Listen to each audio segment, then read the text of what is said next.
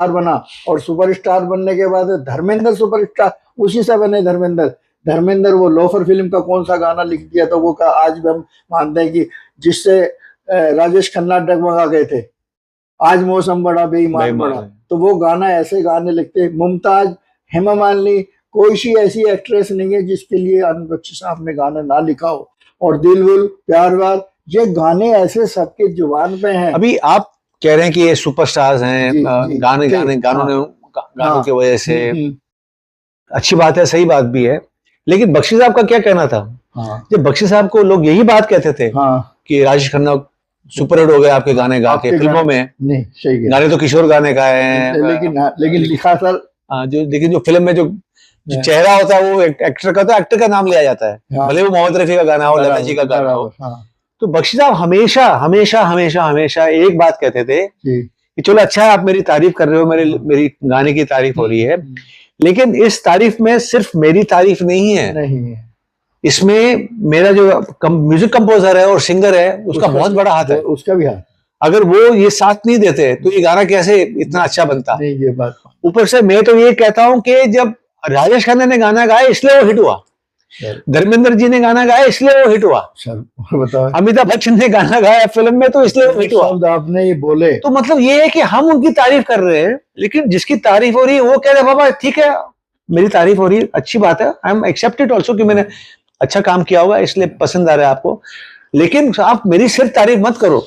इसके साथ और आगे और बात, बहुत बड़ी बात जो मुझे, मेरे लिए बहुत बड़ी बात है, जो मैंने उनकी जीवनी बायोग्राफी में लिखा है कि उन्होंने सिर्फ म्यूजिक कंपोजर और सिंगर का ये नहीं कहा, उन्होंने सिर्फ म्यूजिक कंपोजर और सिंगर को के लिए ही नहीं तारीफ की, उन्होंने आगे जाके ये भी कहा कि और उसके पीछे और दो बड़े लोग हैं, प्रोड्यूसर भी, डायरेक्टर ऑफ द फिल्म, जिसने वो कहानी को सिलेक्ट किया, उसका दिमाग, उसके जिगर, उसका जो उसके जो जज्बात हैं कितने फिर उसने यार ये कहानी मैं बनाऊंगा।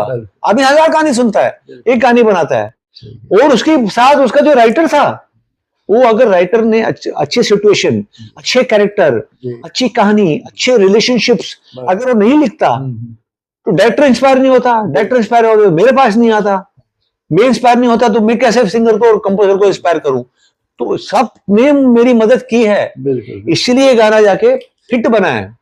और जब भी कोई प्रोड्यूसर डायरेक्टर उनके पास आता और कहता कि बख्शी साहब एक हिट गाना लिख दो, तो वो किताब बंद कर देते थे। देखो भाई हिट कहते थे मैंने आज तक कभी कोई फिल्म, मैंने कोई भी गाना हिट नहीं लिखा, ये नहीं लिखा, मैंने कोई गाना हिट नहीं किया है, बराबर, मैं वैसे गाने लिखता हूँ, इसको हिट करती है पब्लिक। ये बात। अगर आप हिट गाना मेरे से लिखवा रहे हो तो मेरे पास हिट गाना ही नहीं आपको देने के लिए, और मेरे से आप काम ही मत कीजिए, किसी और गीतकार के पास चले जाइए। सही कह रहे हैं, बिल्कुल ठीक बराबर। देखो सर, ये जब तक आपकी ऐसी सोच नहीं होगी ना, आप कैसे काम बनाओगे? मैं कहता हूँ कला आप कैसे इज्जत बनाएंगे सर? कहता हूँ कला एक ऐसी सोच देखो कितनी अलग है, अलग ही डिफरेंट सोच, जिसकी डिफरेंट सोच होगी। यही बात मैंने प्यारे लाल जी से करीब 2 साल पहले, उनकी आंखें नम होगी, 15 मिनट मेरे से बात हुई, मैंने आनंद बख्शी साहब के बारे में, उन्होंने जो शब्द बोली मेरे आज भी गूंजते हैं।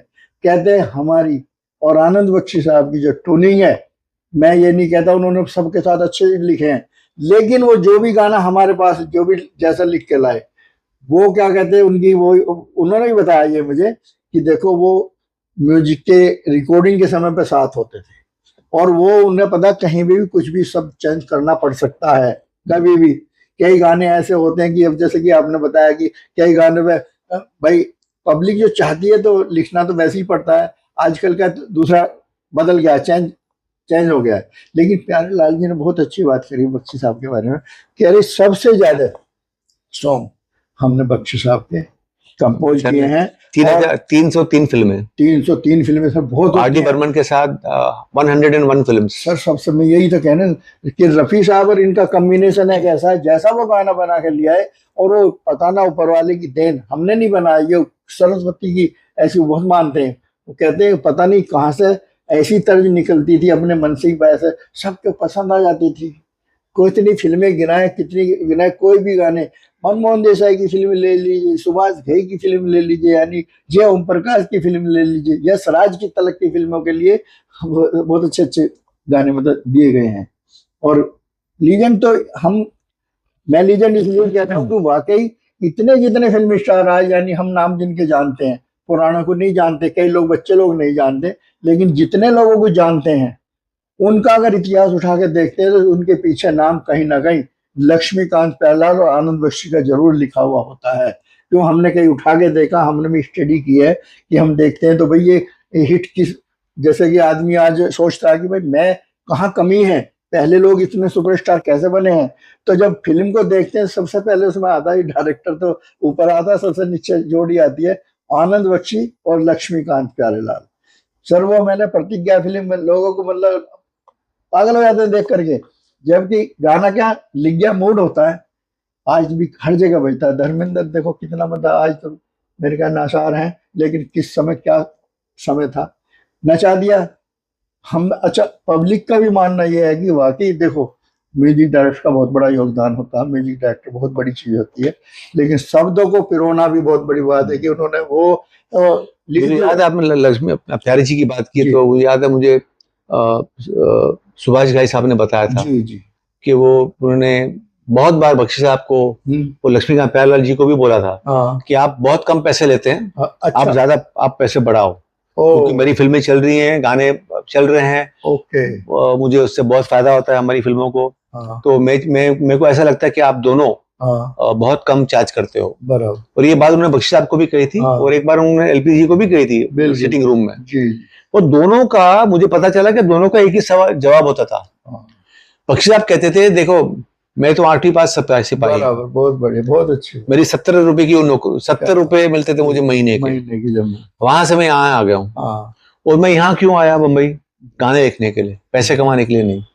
पैसे बन रहे हैं फिल्मों की वजह से, चलो चलती है तो पैसा आता है तो आता है, लेकिन मेरा मकसद ये नहीं था। मेरा मकसद था कि मैं गीतकार बनना चाहता हूँ। बिल्कुल बिल्कुल। अभी उन्होंने सुभाष घाई को कहा कि तू तो सुभाष घाई है, बड़ा प्रोड्यूसर है, तो तू तो दे देगा ज्यादा पैसे।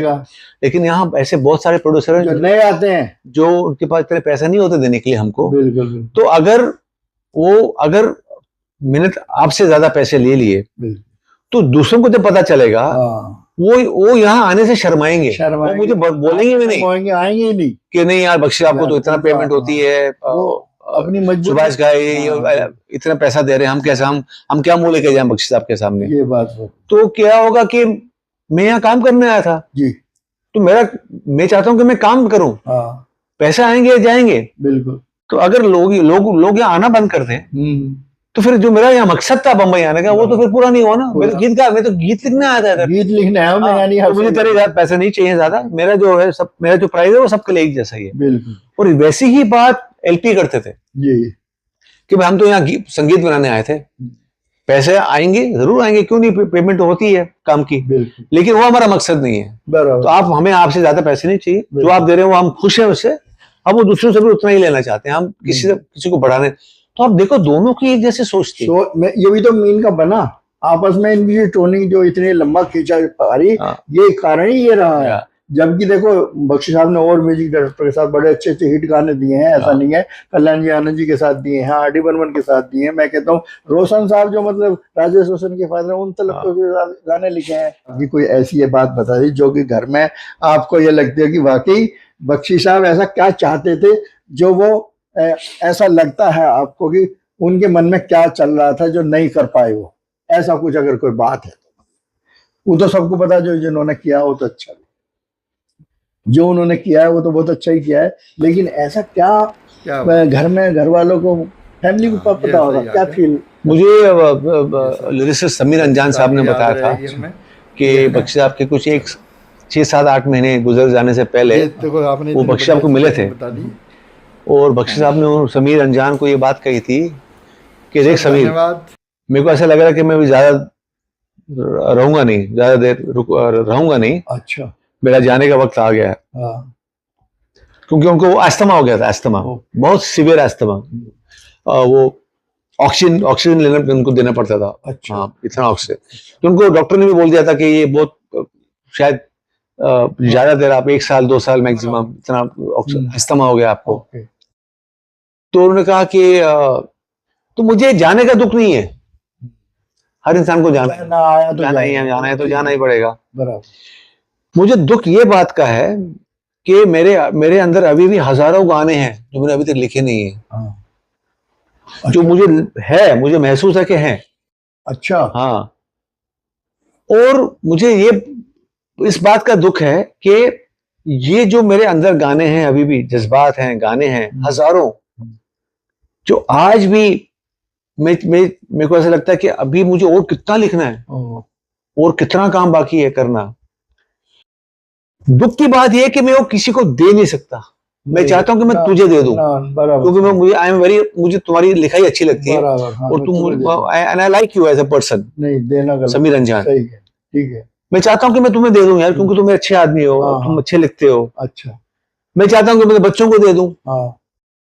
लेकिन दुख ये है कि ये मेरे साथ आए थे और ये मेरे साथ ही जाएंगे। बड़ी बात, बहुत बड़ी, बहुत अच्छी बात। ये दुख है मेरा कि मैं किसी को दे नहीं सकता।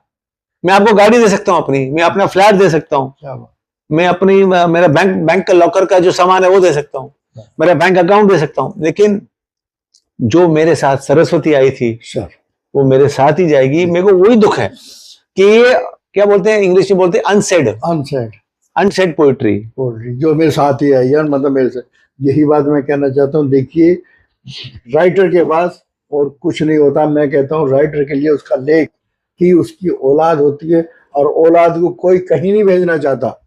मैं एक राइटर, मेरे नीचे भी काम करते हैं, तो वाकई एक ऐसा राइटर मेरे पास आ गया, कह रहा सर मेरी लाइन कटनी नहीं चाहिए, अगर कटनी नहीं चाहिए पूरा पूरा एजेटी अगर आगे भेज सकते हो, चाहे पब्लिक को मैं मेरी अंदर की फीलिंग काट दोगे तो कोई मेरी औलाद है, राइट अप नहीं है, ये मेरी दिल से लिखा, मैंने खून से सींचा है। तो राइटर के वो दिमाग में चलता है कि ये चीज़ जो मैं लिख रहा हूँ हाथ से जरूर लिखता हूँ, लेकिन वो दिल से लिखा हुआ होता है, उसकी एक लाइन भी कटती है तो बहुत बुरा लगता है। तो कौन अपने बच्चे को या अपने लेख को किसी दूसरे को नहीं दे सकता, ये इतिहास गवाह है। सारी चीज बांट सकता है, घर बांट सकता है, पैसा बांट सकता है, मकान बांट सकता है, लेकिन ये दो चीजें कैसी हैं अपनी, कैसे कहते हैं, ये जो दिमाग में चलता है, हुनर है, और ये सरस्वती की देन है, माता रानी का ये प्रताप है जो मतलब हर किसी को नहीं मिलता है। पता ना, माफ करना, कितने राइटर ऐसे हैं लिखते हैं, इनके 100 गाने आते हैं, किसी के 20 आते हैं, लिखते तो सभी हैं ना, दिमाग में तो सभी के चलता है। लेकिन बख्श साहब का ये कहना था कि अगर मुझे शोहरत मिली है, नाम मिला है, इज्जत मिली है, ये ऐसा नहीं है कि मैं कुछ एक्स्ट्राऑर्डिनरी टैलेंटेड था जी, मैं लकी था। बराबर लकी थे। पी सिंह मेरे से भी बहुत अच्छे राइटर हैं। हाँ, वो आते हैं यहाँ, स्ट्रगल करते हैं, वापस अपने शहर या गांव लौट जाते हैं, उनको चांस नहीं मिलता। बराबर, चांस नहीं, मुझे चांस मिला, चांस। इसलिए मेरे पास जब भी कोई आया नया गीतकार जिसने मेरे से अगर मदद मांगी, तो मैंने हमेशा कोशिश की कि या उसको कहीं रिकमेंड कर दूं किसी के पास, या क्योंकि वो क्या, एक लिरिसिस्ट क्या कर सकता है, मैक्सिमम आपको डायरेक्टर से मिला देगा, और या तो म्यूजिक कंपोजर से मंगा लेगा। बिल्कुल ठीक। और म्यूजिक कंपोजर, जब जितने भी नए म्यूजिक कंपोजर आए मेरे पास, मैंने हमेशा उनकी पहली फिल्म में एक्स्ट्राऑर्डिनरी मेहनत की है, क्योंकि मेरे को लगता था कि यार इसकी पहली फिल्म है। मेरी जो पहली फिल्म थी वो मैंने भी मतलब, एक पहली फिल्म बहुत जरूरी होती है, क्योंकि पहली फिल्म नहीं चलती तो दिल टूट जाता है। दिल टूट जाता है, आपके कोई पास ही नहीं आएगा उसके बाद। वही कहते हैं ना, फर्स्ट इंप्रेशन अच्छा इंप्रेशन।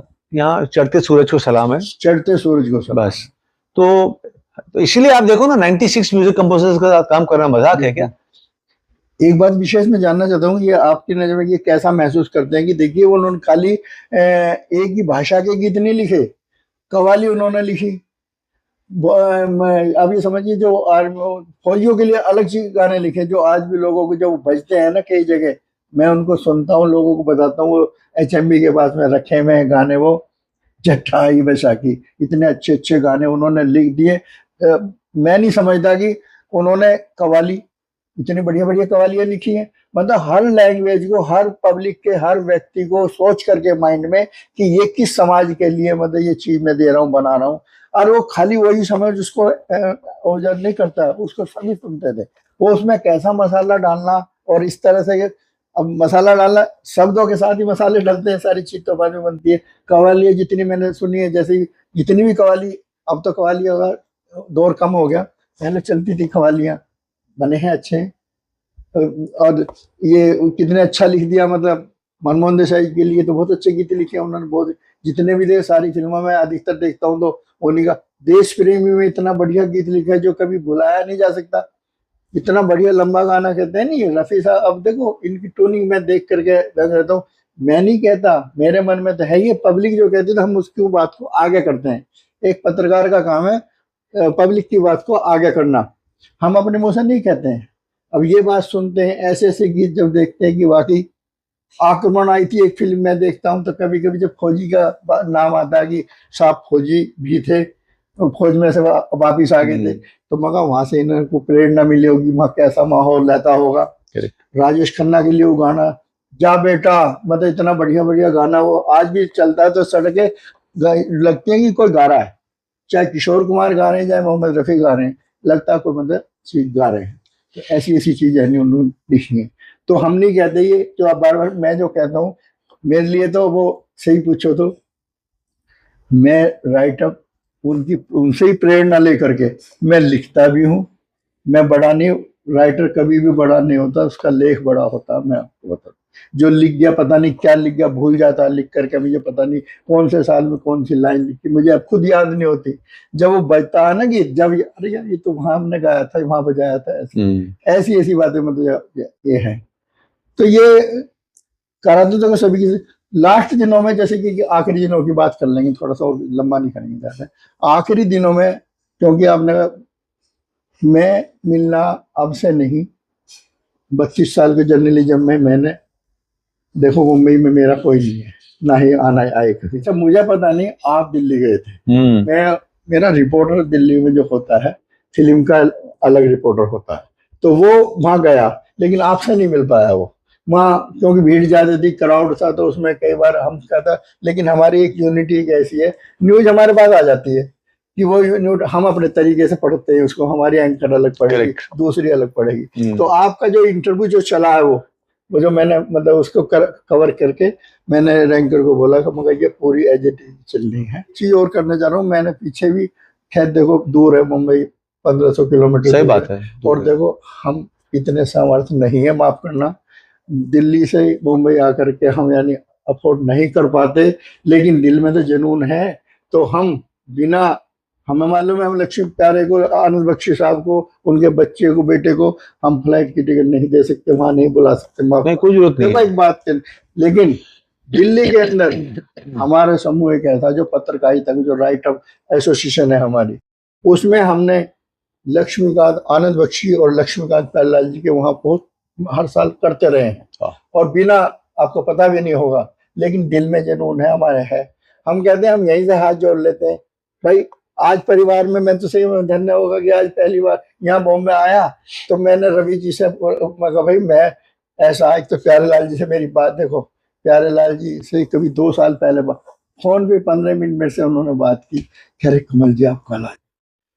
कल क्या हुआ मेरा ऐसा हुआ, कल सर मेरी थी गाड़ी वापसी की, मैं उनसे नहीं मिल पाया।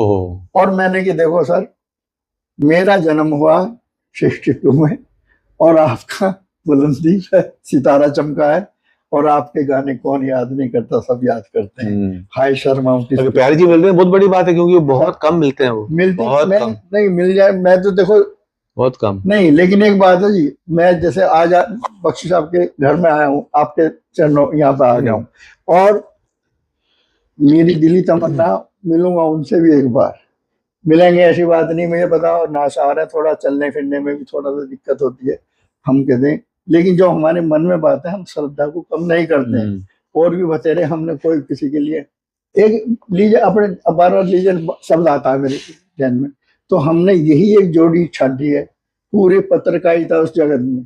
मैं खुद कहता हूँ जितने भी चैनल होते हैं कि देखिए म्यूजिक दिए तो सबने अच्छा दिया होगा, लेकिन एक टूनिंग जो आनंद बख्शी और लक्ष्मीकांत प्यारेलाल की टूनिंग बन गई, वो आज तक ना तो बनी है और ना आगे बनेगी। मैंने ये सब बोलता हूँ मैं सबके सामने। तो मैं तो देखिए दिल्ली में तो करता ही करता हूँ। अभी क्या है, या मुंबई तुम्हारा लक्ष्मी स्टेट है, एक हमारे टाइम्स ऑफ इंडिया के एडिटर हैं सुरेश शर्मा, बहुत अच्छे आदमी हैं, तो दिल्ली में थे पहले एडिटर और अब बॉम्बे में थे, यहीं से मतलब सेट यहीं हो गए। बड़े अच्छे नेक पर्सन है, अच्छे को अच्छा ही मिलेगा। अब वो कह रहे अरे कमल जी ऐसा है, तुम वहां दिल्ली में, तुम बम्बई कभी कभी आते हो, इतना अच्छा प्रचार दिल्ली में करते हो, मुंबई में आके, मगर देखो हम तो कर ही सकते हैं, जो होगा वो तो ठीक है। तो वो हमारे जो बॉम्बे के जो बड़े बुद्धिजीवी लोग हैं उनके और हमारे आपको प्रताप से, और सही पूछो तो बख्शी साहब और लक्ष्मीकांत जी के नाम से, रफी साहब के नाम से वो हमें उन्होंने कि जी आप 3 घंटे के लिए आज आना जब मर्जी। तो मैंने तो हाथ जोड़ के कही मगर हमारा आना सफल हो गया, सही पूछो तो। फिर मैंने यही सब, जब वो फनकार एडिटर मेरा इस महीने में समय नहीं था, अगले में भी समय नहीं था, मगर दिल की इच्छा है कि आए तो कुछ करो, तो ऊपर वाला करा था जो भी करा था, मैं कहता हूँ उसको बहुत बड़ा मानता हूँ। उसी ने मतलब यहाँ भिजवाया, रास्ता बनाया, दिमाग चलाया, और यहाँ आज तुम्हारे इस मंदिर में आ गए।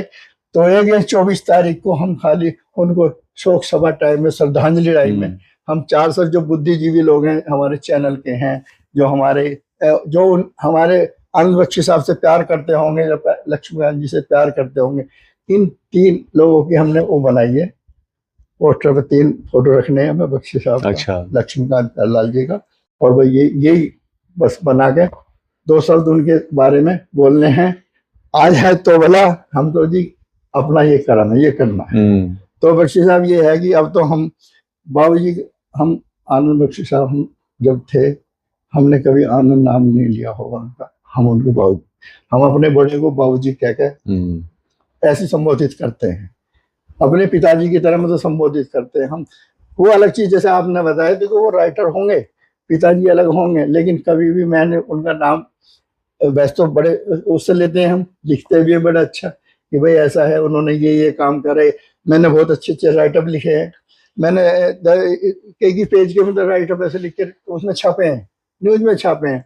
सब कहते हैं भाई मैंने की राइटर तो भरते रहे, ऐसे तो कोई दिक्कत नहीं है, लेकिन कुछ चलता है, दिमाग में होता है ऐसा कि ऐसी बात नहीं, रिपोर्टर वहां भी भेजेंगे, ऐसी बात नहीं, जयपुर में भी हमारे आ जाओ प्रोग्राम के लिए देखने के लिए, आ जाएंगे, कोई दिक्कत नहीं। जयपुर शाम को 6:30 बजे शुरू होगा, लेकिन सर 24 बजे तो यहाँ बुक कर रखा, हम तो 24 नहीं सर, 24 को मेरी फ्लाइट है सुबह 8 बजे की, रिपोर्टर ही जाएगा जी। तो वो दिन का होगा? नहीं, प्रोग्राम 26 को है, मैं 24 को जा रहा हूँ दिल्ली, अपना जयपुर पहले जा रहे हैं, मतलब एडवांस में 2 दिन पहले, मेरी सिस्टर वहां रहती है। अच्छा। और 26 को प्रोग्राम है, 6:30 बजे से शाम को 9 बजे खत्म होगा। एक तो मतलब शाहिद रफी से उनसे बात हुई थी मेरी, तो मैंने उनको अभी, देखो मैं खाली फोन पे बात करना अच्छा नहीं समझता।